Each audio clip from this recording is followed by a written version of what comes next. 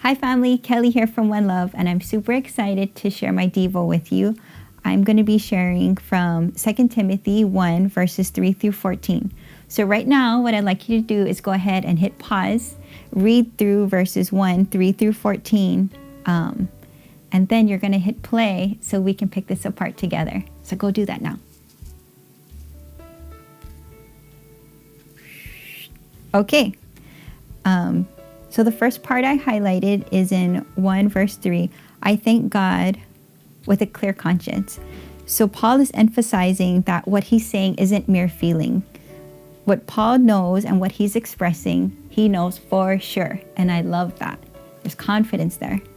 Then I went ahead forward and I highlighted in verse 1 through 5. Dwelt first in your grandmother Lois and your mother Eunice. So moms, dads, grandmas, and grandpas, the lives that we lead, they have influence over our offspring. Be encouraged and let's continue to bless our kids this way. The next part that I highlighted is in 1:6 and the laying on of my hands. This is a marked moment that Paul's expressing. And these, I feel like they're gifts. These marked moments are for us to reflect on as we have times of uncertainty. We can go back and like, no, this was a thing. This isn't just my feelings, and you don't get swayed that way. Now let's go to 1:7. I'm going to read this through. For God has given us a spirit, not of fear, but of power and love and self-control.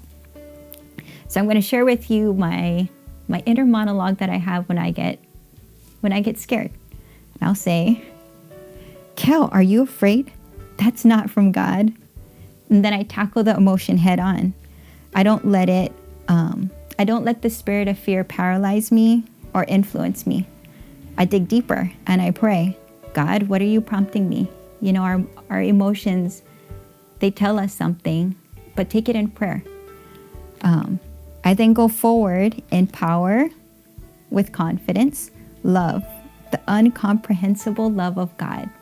That crazy love that's just like, this isn't for me. This is from that guy right there. And self-control. I'm not enslaved to the impulses of my flesh, routine, or emotions. I have the mind of Christ that's clear. And that's how Paul started this letter with too. And then I also highlighted in 1 verse 9. Of his own purpose and grace. This is my mission, and I have a scope. So God's will with grace, and I have various facets to execute this mission with a priority system, a ranking system. So first is my identity. I am not my career, I'm not my skills or my abilities. I'm God's daughter first, who he loves.